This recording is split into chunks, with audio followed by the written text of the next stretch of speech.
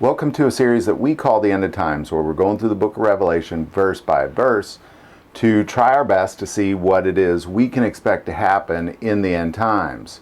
But more than that, to also expect what it is we should be doing in the end times. And as we've gone through the book of Revelation, where we are in the book is we've gotten to chapter 12. Everything leading up to that has been really the last 71 episodes, so I can't really necessarily give a full recap each time.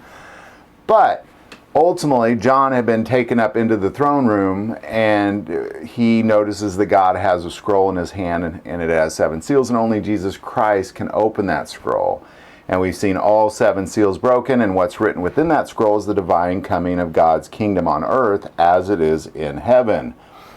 And we see that play out in the form of 7 trumpets. And when we get to the 7th trumpet, Jesus Christ's return, there's a pause in the story, and that's where we're at in chapter 12. And we're introduced to some characters. We have the woman, who is Israel.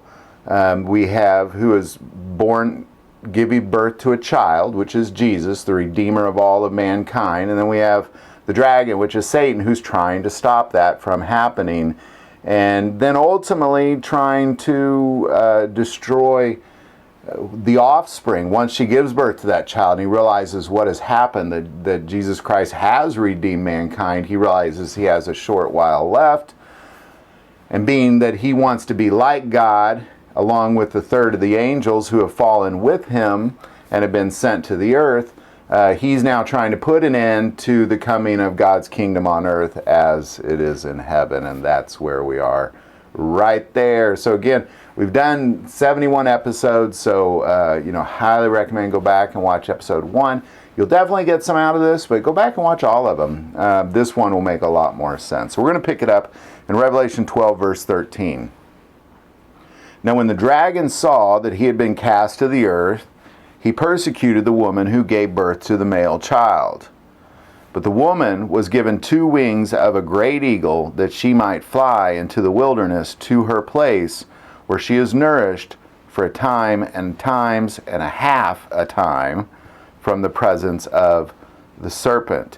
Now, we're going to kind of pause there because there's a lot going on. Now, we did get into, everything from 12 verse 1 to 13 talks about the dragon being cast down to the earth, the battle, the war that waged in heaven, and the dragon fell, Satan fell along with a third of the angels, and God didn't have a place for him. So he put him on the earth, unfortunately, and that began the troubles with Adam and Eve. Now, where we're at this point is ultimately the woman is, we're talking about the end times now at this point. So the woman is ultimately Israel. It is 144,000 Jews who are marked by God who will war against the Antichrist, along with Gentiles who are also of Jesus Christ. And those 2 entities will war against the Antichrist. And that's what these verses are all about. So what's taking place here is these verses are about the woman. They're about Israel and the 144,000 Jews who are marked by God, who will essentially be professing Jesus Christ as Lord, while the Antichrist is professing he is God. And then war will wage between the 2 entities. Now, I want to go back to this, but when the woman was given 2 wings and a great eagle, that she might fly into the wilderness to her place. Now, God, we read a few verses earlier. I'm going to go back to this a few episodes ago in chapter 12. It says in 6, then the woman fled into the wilderness, where she has a place prepared by God that they should feed her there 1,260 days. So we're looking at 2 sets of numbers here ultimately, and it's the same chapter. It's one chapter is talking about how ultimately the woman is given this place for 1,260 days. Now that's the 144,000 Jews, because then if we go even a little further to the witnesses, it says that the Antichrist could not take over the witnesses for 1,260 days. At which point they were all killed. So there's this war that will wage for 1,260 days. You have the 144,000 Jews. You have the multitude, is what Revelation describes it, of Christian Gentiles. And then you have these two witnesses. Now, I've often said that those are the two witnesses. Some people believe that the two witnesses are actually two prophets.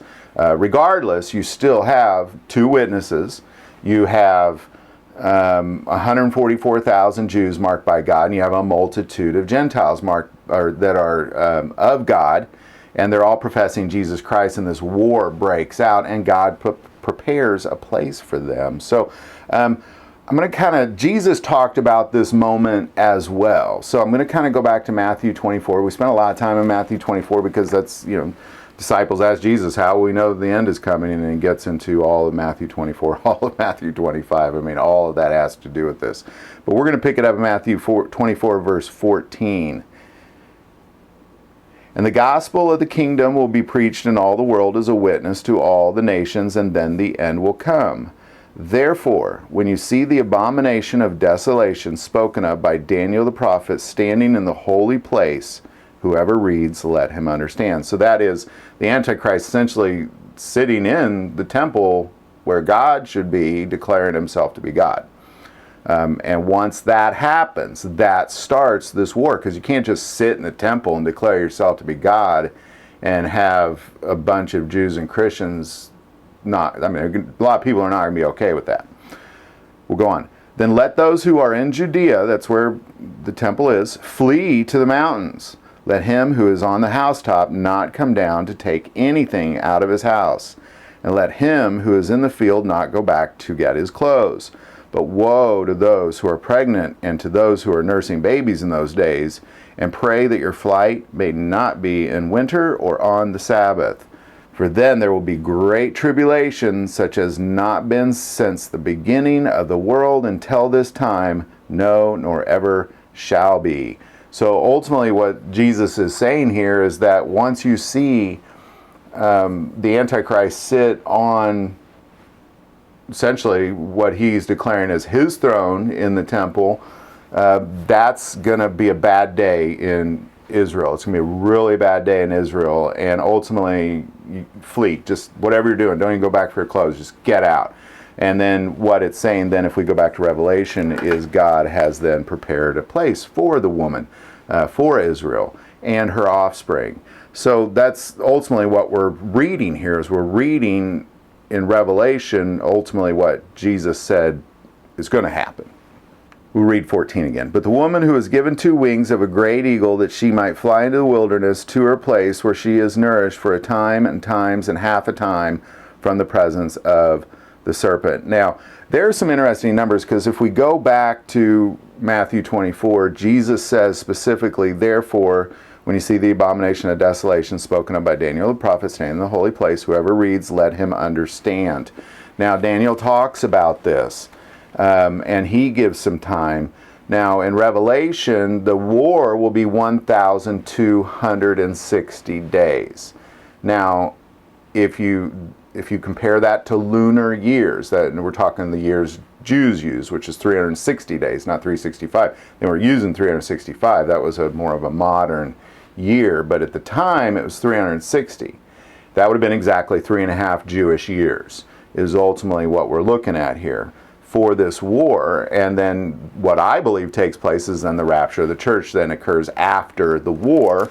And I'll just, I've talked a lot about that, but I'll reference that in chapter 11, verses 7 through 14 is where I kind of get that information from, as well as in Corinthians, as well as in Jude. I mean, it's all over, but that's not what this is about. Ultimately, what's going to take place is after 1,260 days, the war is over. The enemy of the Antichrist, the Christians, are overtaken and killed, because it says that it's prepared for this much time. There's a point where that time runs out. And then the war is over. The Antichrist overcomes and kills the 144,000 Jews, the Christians, and we'll go back to Revelation 6 and 7 where we see that, where we actually are exposed to what that looks like.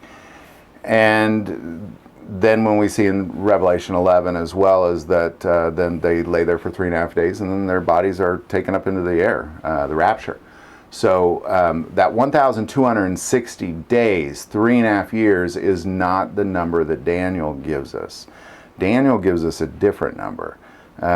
So we've always people have said, well, it's 1,260 days, it's 3.5 years of tribulation. Yes and no. The tribulation is 3.5 years, but that's not the end. Jesus hasn't come back. There's going to be a period of time where the Antichrist is declaring victory. So we're going to go back to Daniel 12, just like Jesus told us to do, and we're going to pick it up in verse 11.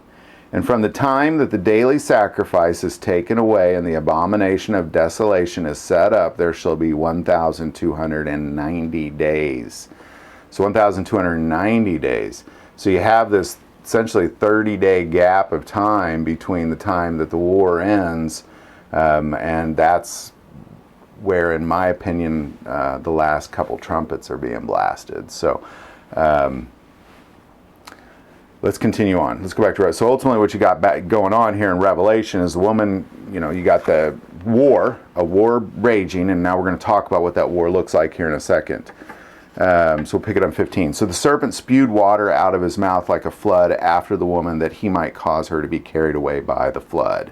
But the earth helped the woman, and the earth opened its mouth and swallowed up the flood which the dragon had spewed out of his mouth.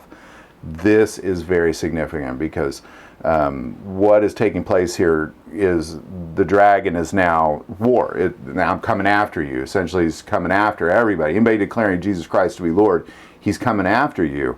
And this spewing water is essentially, it's like flooding the whole earth with his power. So this could be in the form of soldiers, it could be in the form of police, it could be in the form of just a new world order, whatever it is, it just floods the entire earth. There's nowhere on the earth you can go to escape except for the power of God, outside that power of God, because power of God is then going to, of course, take care of, he's prepared a place for you. It's no big deal.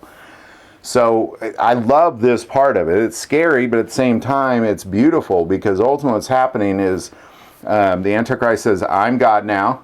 He knows he has a short time. He's declaring himself to be God. He's going to kill anybody who is against that. So the Jews have to immediately flee. For the 144,000, he prepared a place for them, for the Jews in Judea and Jerusalem that have fled. He's prepared a place for them. That it doesn't matter, the Antichrist is coming, but this war will be waged against the Antichrist in return. So ultimately what you have is you have 144,000 Jews, or Israelites, you have a multitude of Christians, and there's this worldwide, literally world war taking place, and somehow the Christians are just able to prevail for a long time. I mean, a lot of them are killed. Again, go back and read Revelation 6 and 7. Multitudes are killed. And eventually, according to Revelation, that they do get overcome. After the 1,260 days is up, they are overcome. So let's go back. Verse 16, but the earth helped the woman, and the earth opened its mouth and swallowed up the flood, which the dragon had spewed out of his mouth. I think that is so cool. I don't know what that looks like. As far as soldiers, I could just picture soldiers off to destroy the enemy Christians, and somehow they're just swallowed up by the earth. I think it sounds pretty cool to me. I think it's a great victory. It sounds awesome. I hope I get to see it. Finally, verse 17. And the dragon was enraged with the woman, and he went to make war with the rest of her offspring, who keep the commandments of God and have the testimony of Jesus Christ. So there you go. I mean, that's ultimately what you have, is you have the woman Israel, the Antichrist, sets up in the temple in Jerusalem and says, I am God now. That when you see that happen, it's over. It's just worldwide war until the 1,260 days are up. And then you got a 30-day gap, and we'll kind of talk about what that is too. Now, an interesting thing that I do want to go back to is how the serpent spewed water out of his mouth. Water is often referred to as a multitude of nations, essentially. It's a world order of soldiers that essentially could just flood the earth doing the Antichrist bidding. And we get that because the next episode, we're finally going to get into the beast from the sea. A lot of people have been asking about that. We're finally there. It's chapter 13. But the beast from the sea, he comes up out of the sea, he comes up out of the nations. It's a new world order. So love to hear your thoughts on all this. Put it in the comments below. If you like this video, click like and subscribe. If you feel called to support this channel through Patreon, that link is also below. But the most important part of this channel is we take prayer requests. So never hesitate to send that in. Thank you for watching this episode of God, Family, and Guns. And as always, love God, love your family, and love guns.